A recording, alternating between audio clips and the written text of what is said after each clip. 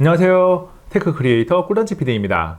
삼성이 한국 시간으로 2월 3일 새벽에 공개한 갤럭시 북3 프로가 좋은 평가를 받고 있습니다. 그동안 가장 큰 불만이었던 디스플레이를 대거 업그레이드하기도 했고 사전 예약 가격이 저렴하게 나왔거든요. 갤럭시 북2 프로를 리뷰하면서 2세대가 항상 진리인 것은 아니다라고 제목에 적기도 했었는데 북3 프로는 참 잘 나왔습니다. 물론 사용을 하다 보면 아쉬운 점들도 눈에 띄는데 북3 프로가 가진 특징과 성능을 하나씩 살펴보겠습니다. 갤럭시 북3 프로의 디자인은 군더더기 없이 아주 깔끔하고 커버 왼쪽에 삼성 로고가 들어가 있습니다. 그리고 두께가 정말 얇아요. 들고 있는 모습을 보고 디자인이 잘 받았다고 생각한다면 90%는 얇은 두께 덕분이고 10%는 실물이 더 예쁜 베이지색 덕분입니다. 11.3mm의 두께는 15.9mm의 그램 스타일 14보다 더 얇고 M2 맥북 에어의 11.3mm와 똑같습니다. 두께가 갤럭시 북3 프로의 매력이라면 무게는 조금 아쉬운 부분이죠. 1.17kg의 무게는 절대적으로 보면 가벼운 편인데 크기가 살짝 다르긴 하지만 전작보다 많이 무거워졌고 제조사별 공식 스펙을 기준으로 찾아보면 더 가벼운 14인치 노트북들이 제법 있습니다. 들고 다니면서 사용하는 게 노트북이니까 무게를 가장 중요한 요소 생각하는 분들이 제법 많이 있고 그런 분들은 아쉬움을 진하게 느낄 겁니다. 갤럭시 북3 프로에서 가장 눈에 띄는 부분은 전작에서 표신하게 업그레이드된 디스플레이입니다. 16:10 화면비에 2880x1800 해상도, 120Hz를 지원하는 OLED를 탑재해서 무척이나 만족스러운 품질을 보여줍니다. 색채 연율을 측정해보면 sRGB, 어도비 RGB, P3 모두 높은 수치를 기록하고 화면 밝기는 100%에서 398.3니트로 스펙 시트의 400니트에 근접하게 나왔습니다. 그리고 HDR을 활성화하면 화면이 더 밝아지면서 명암 표현이 더 정확해지는데 오른쪽이 HDR을 적용한 모습입니다.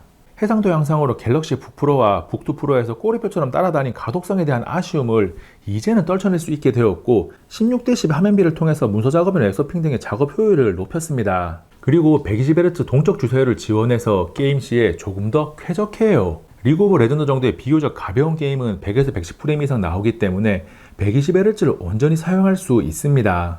개인적으로 저는 해상도와 화면비, 주사율 변화 중에 화면비의 변화가 가장 반갑더라고요. 그램을 리뷰할 때도, 레노버 요가 슬립 7 카본을 리뷰할 때도, 에이수스의 젠북을 리뷰할 때도 16:10 화면비를 과하다 싶을 정도로 칭찬했었는데 써보기 전에는 16대구나? 16:10이냐? 거기서 거기 아니냐라고 생각할 수 있는데 막상 써보면 정말 많이 다릅니다. 디스플레이에서 다 좋은데 한 가지 아쉬운 점은 자발광 소재를 사용하는 OLED의 특성상 글레어 패널을 사용하면서 검은색을 비롯해서 어두운 색상에서 사용자가 아주 잘 비칩니다. 화면에 뭔가 비치는 게 거슬린다 하는 분들은 꼭 체크해야 하는 요소죠.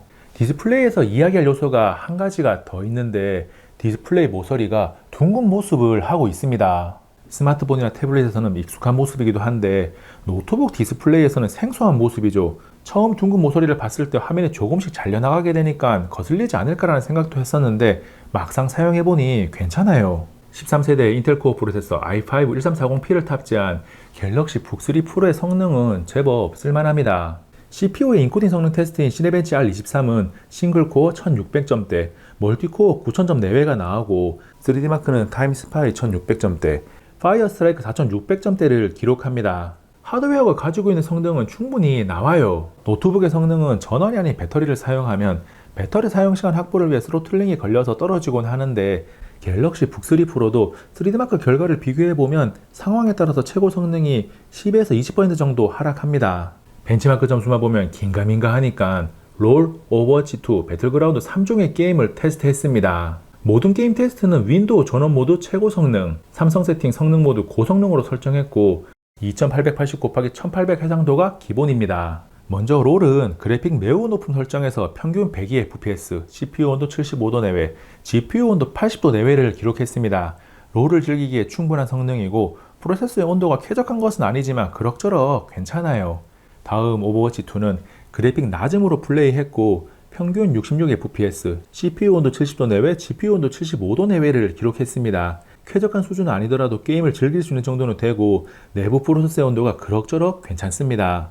마지막 배틀그라운드는 그래픽 매우 낮음, 렌더링 크기 90으로 데이고 맵에서 플레이했는데 프로세서의 온도는 오버워치2와 비슷하고 프레임은 평균 19fps가 나오는데 종종 버퍼링이 걸리면서 하위 1% 프레임이 0fps를 기록합니다. 그래서 해상도 설정을 1920 곱하기 1200으로 낮춰서 플레이를 해봤는데 평균 25fps의 하이 1% 16fps가 나오더라고요.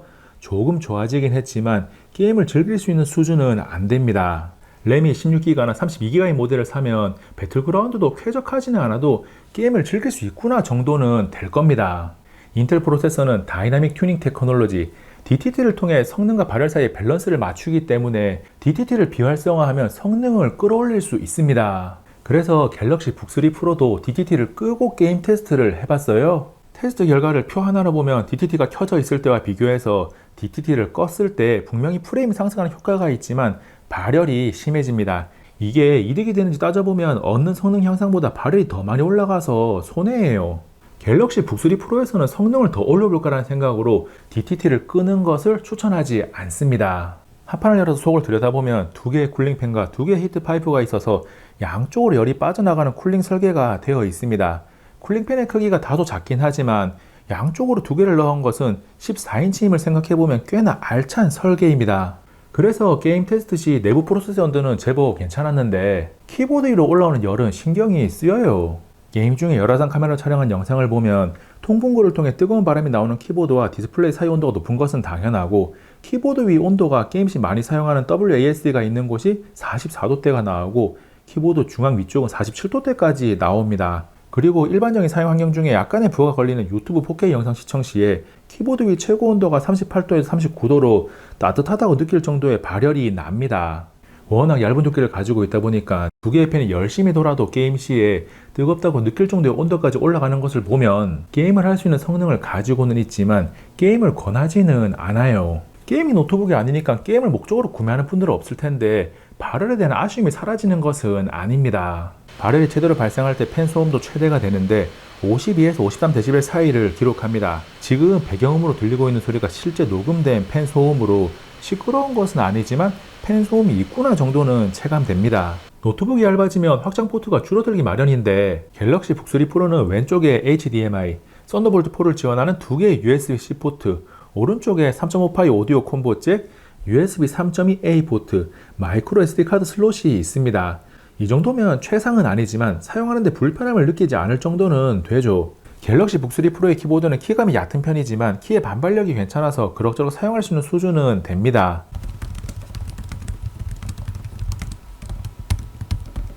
그리고 오른쪽 상단 끝에 있는 전원키에 지문이 센서가 포함되어 있고 방향키가 아주 얇게 들어가 있어서 사용하면서 불편할 수 있습니다. 터치패드는 팜레스트의 전체 면적을 생각하면 상당히 큰 편이고 만족감이 높습니다. 힘들지 않고 부드럽게 사용할 수 있으면서도 너무 가벼운 느낌은 나지 않아요. 모서리 클릭 시 불필요한 울림도 없습니다. 배터리는 63W시 4081mAh 용량을 탑재했습니다. 화면 밝기 100%, 볼륨 20으로 유튜브 4K 60프레임 영상을 연속 재생했는데 3시간 22분이 지나면서 꺼졌습니다. 2880 곱하기 1800 해상도와 398리터라는 화면 밝기를 감안하더라도 사용시간이 짧은 편이죠. 제가 직접 사용해본 노트북들 중 비슷한 조건을 가진 제품의 배터리 테스트 결과와 함께 보면 배터리 사용시간에 대한 아쉬움이 느껴집니다. 충전은 전원이 꺼지고 1시간 동안 충전하니까 81%가 되었습니다. 충분히 빨라요.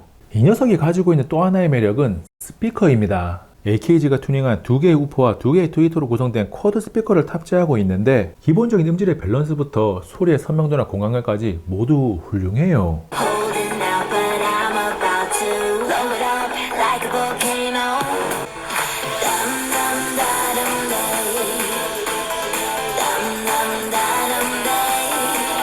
그 밖에 지금까지 이야기하지 않은 내용들을 정리해보면 와이파이 6E, 블루투스 5.1을 지원하고 사용을 하다 보니까 지문이 좀 잘 묻더라고요. 이제는 프로라는 수식어가 어색하지 않은 갤럭시 북3 프로 어떻게 보셨나요?